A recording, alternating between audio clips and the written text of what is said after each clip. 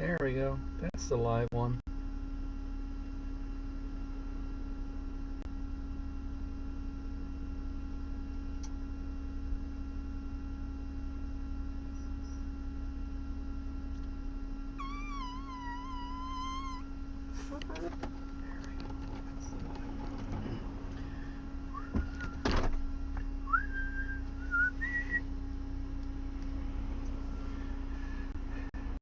Whistling the theme song to Space 1999.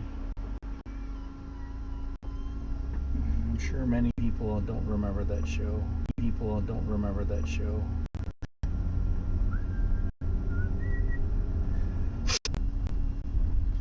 Dry Bugas. Let's go up Magical Troost Avenue. Let's go up Magical Troost Avenue.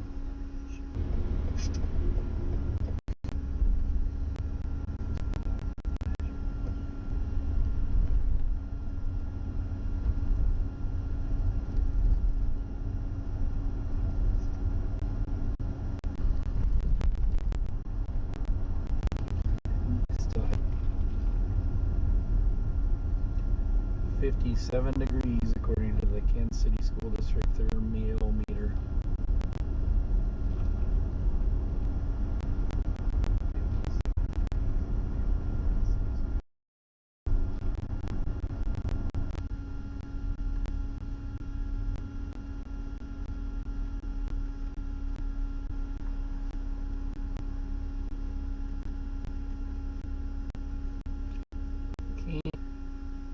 In the past, if the weather was nice, everybody would be out. A lot of people would be heading downtown, going to the art galleries. Oh, we would be getting ready for the basketball stuff.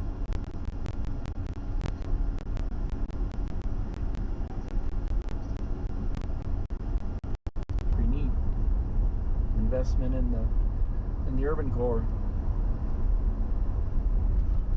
Really good view of the city skyline from here. Ooh, look at the traffic, bumper to bumper on US 71 northbound. Everybody's getting out of town. Well, we shall avoid that.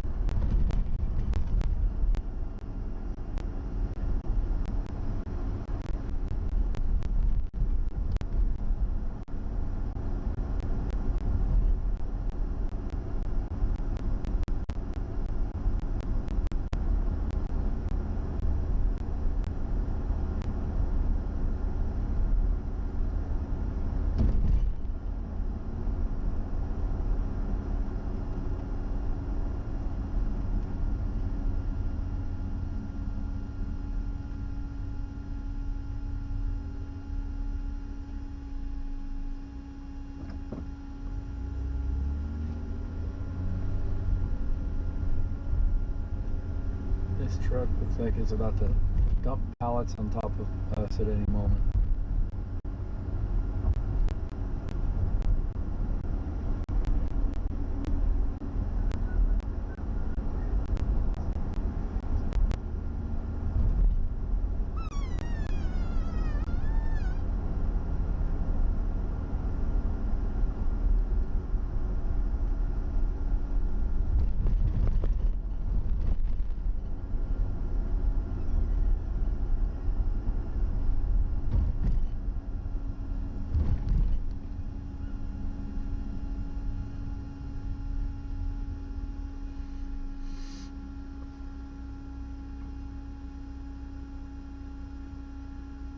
This is what I guess what we used to refer to as Skid Row.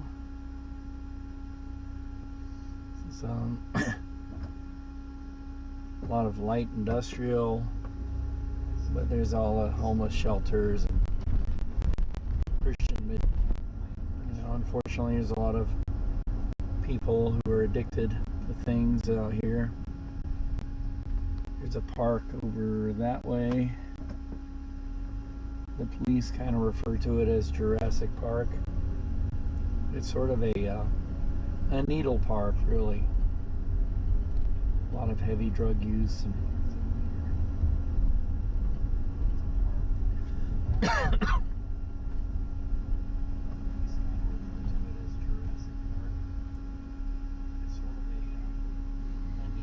think this is an interesting looking building. Looks like it was a church at one time, but I don't know. It's got some sort of arts collective on the front. Perry Place Apartments. Let's see, the Arts Asylum. Oh, okay, so that tells me, I think, that it's a maybe at one time it was an asylum. I think this is Jurassic Park here. Unfortunately, right in the heart of it is a playground, but I don't think you want your kids to hang out there.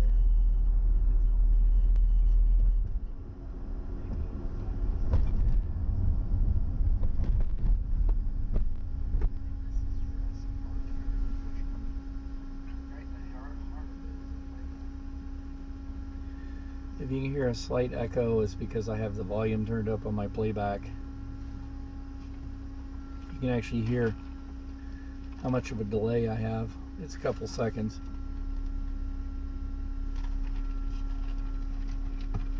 Probably about maybe 5 or 10 seconds.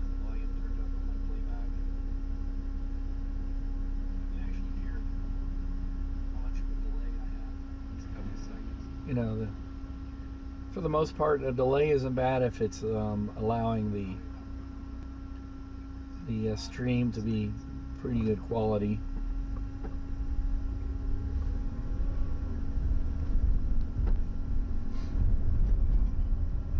For my purposes, it doesn't have to be dead on. But in ENG situation, you know, you can have a 2 or 3 second gap is really noticeable. And what really sucks is they would have the producers try and time it out so that when a question was asked, they would cue the talent like however much the delay was. So the anchor asks a question, and then 3 seconds before he gets to the end of the question, they would have to try and cue the talent and sync it up. And I wouldn't want to do that. I feel for them. Things like Live Views and Degeros, and where I work we use Live View. There was something else, can't remember, but they've gotten so much better, improved it so much that today isn't much of a problem anymore. Their quality can be degraded pretty. You can 40-foot metal pole in the air. I want to go this way. I want to go straight.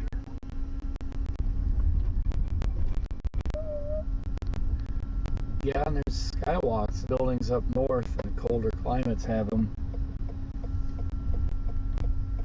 It's supposed to be a centerpiece around a mall, Town Pavilion, AT&T Town Pavilion, and it used to be Town Pavilion, AT&T Town Pavilion, and it used to be out of the 4 anymore.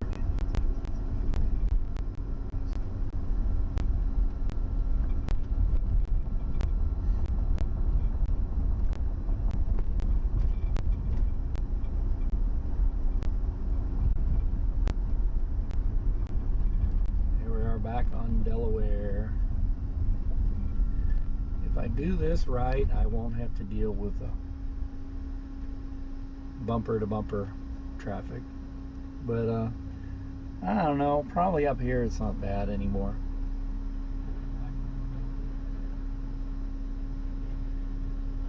I can try and see what it looks like if my navigation will show it to me.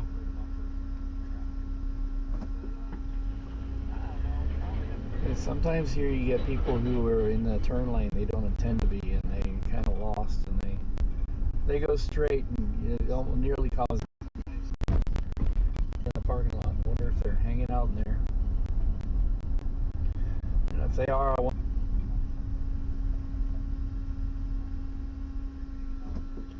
go find a non-existent campground.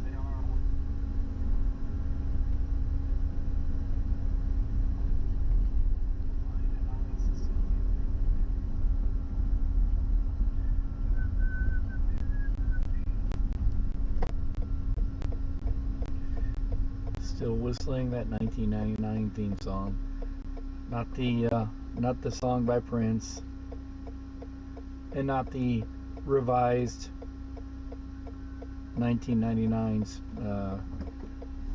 version of that show where the scripts all went to hell and all the actors wanted to quit because they were embarrassing themselves by playing on that TV show. But the original season, when did that come out? 1976, I think. I remember watching it when we lived in Bay St. Louis, and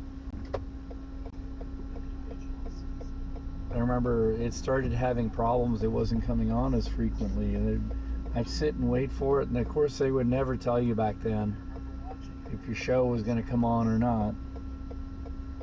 And then I remember being so disappointed I couldn't see my episode of Space 1999.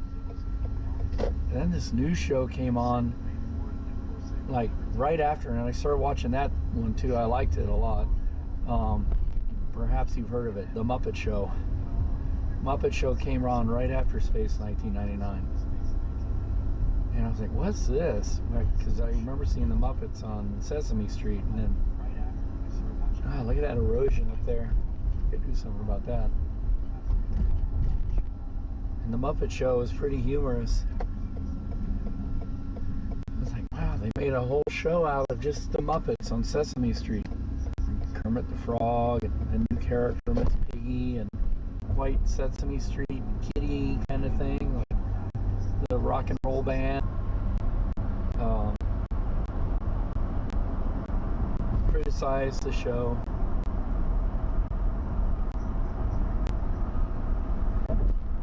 And then they had that second season of Space 1999. I kept watching it, but it was weird. And then it disappeared, and I never knew what happened to it. So now, thanks to the magic of YouTube, I can see videos on the origins of the show, the married couple that produced the show, the Andersons. They're from England. They did a lot of shows like that were kind of like, they were really into kind of like this claymation animation stuff, and they got into science fiction. And all through the 60s they were producing these science fiction things that get more and more sophisticated. Space 1999 was pretty much ahead of its time for television, and this was in the mid-70s.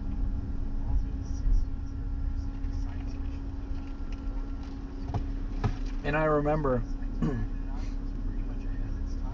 how Space 1999 seemed to be like, wow, 1999 is so far into the future. This is back in the 70s. I was, 10 years old. And then I remember when 1999 rolled around, and it just kind of reminded me, I started thinking about the show again. It's like, wow, this is when Moonbase Alpha is supposed to break away from planet Earth, and big nuclear explosion and cause a disaster on Earth.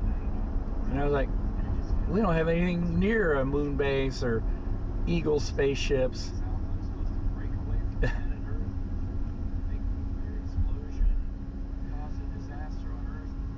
I like the Eagle spaceships. I thought they were a pretty cool concept. Ooh, that is just too loud. I'm bothering myself with it. Yeah, I know I'm live. I can hear and see myself. Not that I want to. So yeah.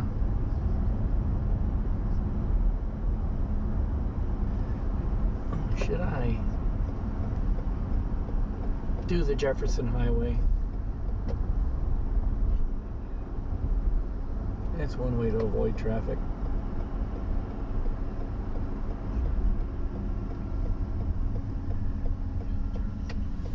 Take a highway that's about as old as a Model T Ford. Oh, look at that camper. Falcon. I've seen that one around. Actually, I think I saw that one in Hannibal. If that's the same one, I have a really good memory for these things. If I remember right, the one in Hannibal was kind of heavily modified inside. They took out the bathroom. I'm into self-contained campers, and a lot of people aren't, and they take the bathroom and the tanks and everything, they rip it all out. I don't know why. I would leave it in, but I suspect that a lot of it has to do with when the stuff just starts getting old, it deteriorates to the point where it becomes more of a liability than a help. And most people don't have the skill sets that where they can actually build or rebuild that stuff, and it's very expensive to fix. So they just kind of go, we never use it. We could use the space more than we could use a shower and a toilet in our car.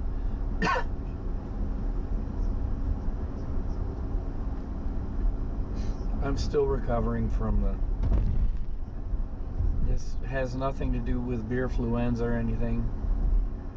This has a lot to do with me trying to play drill sergeant with a young kid and yelling and screaming to the point that I lost my voice. And I appreciate the drill sergeants I had when I was in the military. And now I know how they had this funny kind of way of using their voice to where they would shout without shouting, and they can intimidate without raising their voice. And I know why now. It's completely necessary, because you cannot. You do it long enough and hard enough, you will lose your voice permanently. My voice is slowly coming back. I probably should stop talking so much. It's recovering.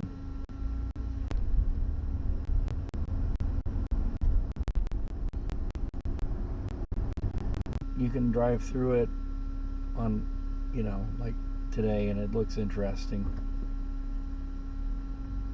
Like there's this actual scene that happens here, but I don't know, it's kind of not necessarily my scene. It's more like the sports bar crowd. I'm not a fan of sports bars, but sports bar crowd. I'm not a fan of sports bars, but to me is like a sports bar crowd. I'm not a fan of sports bars, but to me is like a sports bar museum almost.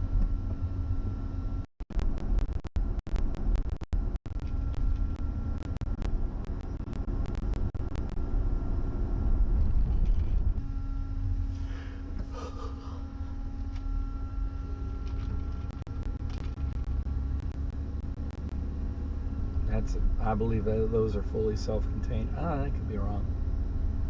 It really only sleeps two. Light, you can tow it behind this thing, no problem. But I'm saying I'm yawning so much because I haven't had my sleep. I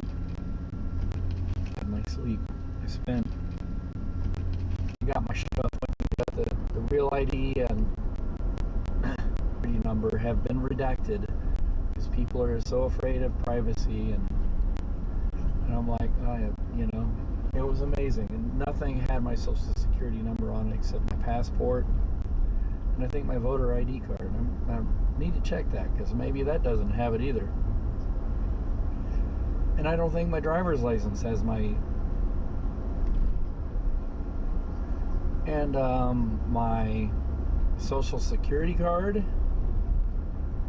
I laminated it, which is a big no-no. And I don't understand this.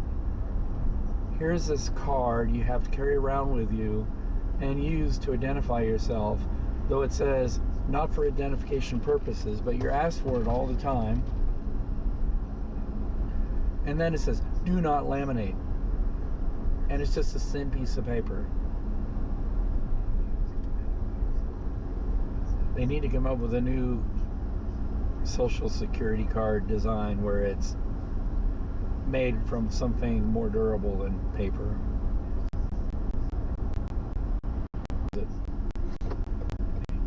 And I wish I never had to pull it out. That makes no sense to me. You can tell it's a social security card. You can tell that it's real. like they use any special machinery or equipment to try and figure out if it's counterfeit or not.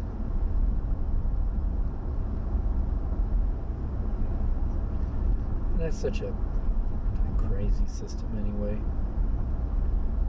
There should be a way you can identify yourself without having to reach for pieces of paper.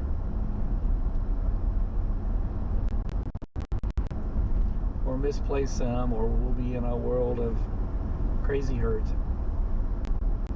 Because that is coming up real soon too. Deep in the heart of taxes. And speaking of which, I'm glad I don't live deep in the heart of Texas. If I lived in Texas right now, even if I lived in the middle of the urban environment, I would want a house with a big propane tank. Like Hank Hill, propane and propane accessories. Because when all that crap happened with the electric and everything, and the way they're overcharging and taking advantage of people down there, I'd be like, oh, well, this is going to happen. We're going to switch off and use propane and generators for electricity. And pay as we go.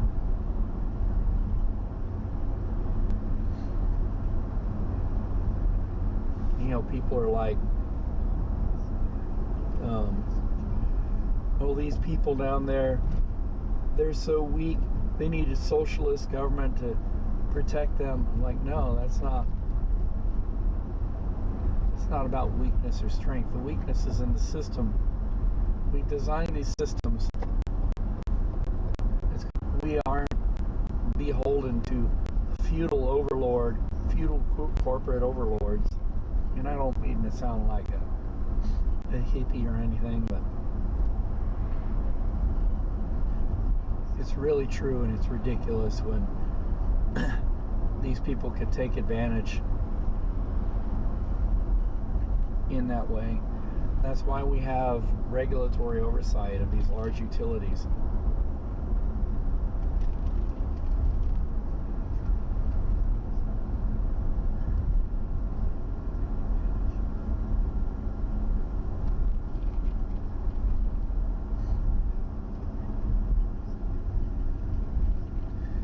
My stream is doing pretty good, but you know what? About a couple of days, I'll get a message probably.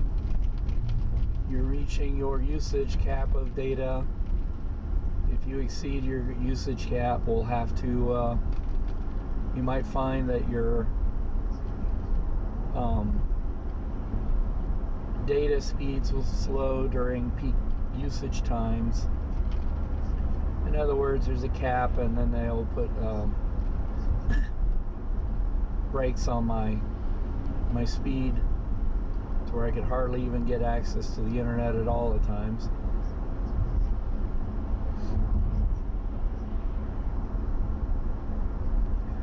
And then until the month rolls around again, I'll be stuck with that. Maybe a severe weather season, I'll be frustrated because I won't be able to stream if I get to chase it all.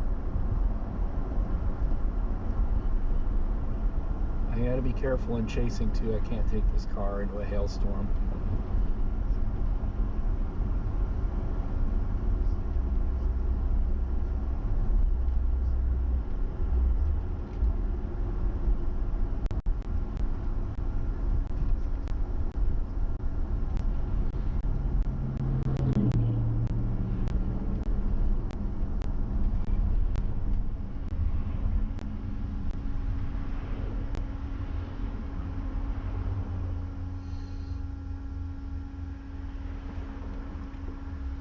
Maybe I should do the refresher videos on tornado training course with the kiddos watching, and they can learn how to become storm spotters.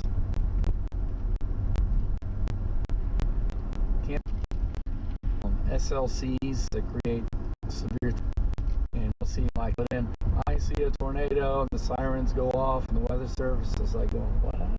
Can't even be anywhere near that. And they'll be like, yeah, it's a sheriff tornado. And start becoming popular in the popular vernacular. All the kids the loser kids who come out of town and the loser whatever. And they would, for a joke, call, they'd be like, nothing where they're at. They would call in, I see a tornado. And it's like where they're at is not even a thunderstorm, blue sky. So they refer to that as a methnado. You know, tornado warnings called in by meth heads so they could get their kicks and watching everybody scramble around trying to figure it out. But usually the Weather Service does not rely on that alone. They rely on real, what they're seeing is data and confirmation. And storm chasers have been giving them that. Oftentimes they get warning before something is supposed to be there, because they can look at all the chasers who are live streaming the video. Oh yeah, he's got rotation.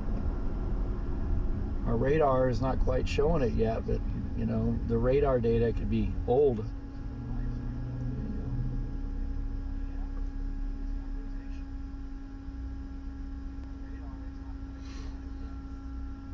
So they don't have to rely on data alone to let them know.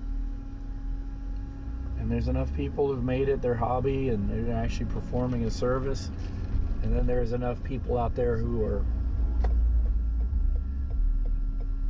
up to no good, causing problems, causing accidents, being distracted and everything. Possibly getting themselves into trouble, like chasing a tornado and getting caught up in it, and then having the first responders have to rescue their stupid asses. That a lot of the first responders actually start interfering with them. Like some sheriff's departments, if they think that you're chasing, some jurisdictions, they'll pull you over. Oh, he's got some crap on his dash, he's a chaser. So a lot of storm chasers are starting to get more subtle about it. They don't put the graphics on the car, they don't have all the crap on the dash like I do. See, I would get in trouble. I got too many cameras that you can see from the road.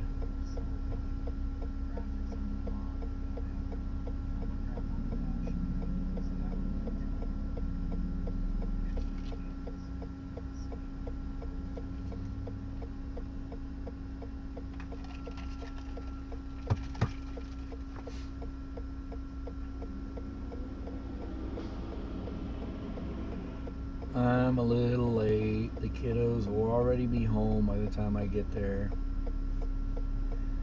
We are training the kiddos in how to take care of themselves, take care of their business. And unfortunately, you know, they want to play immediately. And we're trying to say, look, get your stuff done and then you have time to play. Don't get your stuff done, you'll have no time to play. I'm trying to give them some life lessons in that. It's always do your business first and then play later. I'm trying to get them to understand that if they take care of stuff as quickly and efficiently as they can, then they'll have time to play. They haven't quite got that message yet. Immediate gratification, they want to play now. Which, when I was their age, yeah, I was that way too.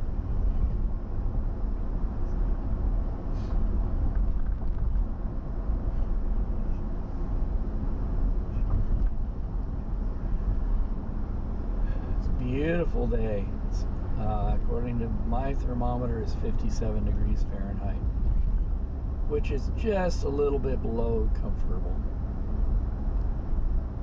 Light jacket weather.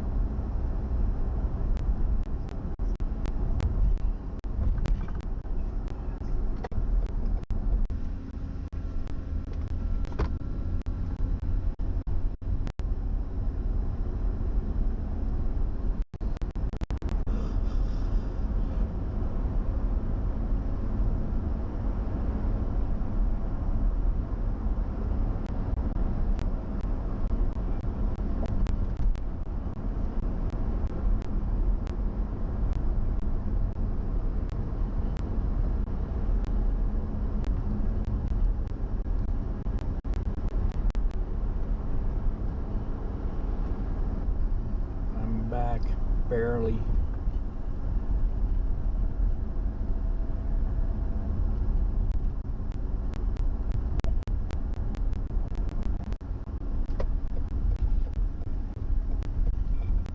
I can only imagine I go out and the sticks, and I won't be streaming much at all. I will be looking into SIM cards, and maybe the MoFi can be something that will work. This YOLO box will take a SIM card directly, although I don't know how good it is as far as power and, you know, the receiver and transmitter part of it, you know, the Wi-Fi. I think the MoFi is pretty decent. It's built to be a rural internet router, and the possibility of even trying to hook up something like a Wilson 4G, 5G amplifier. And a lot of this stuff, unfortunately, the MoFi and this are only 4G, so they haven't kind of caught up to the technology. And I think there's some in Asia as we do here. Anyway,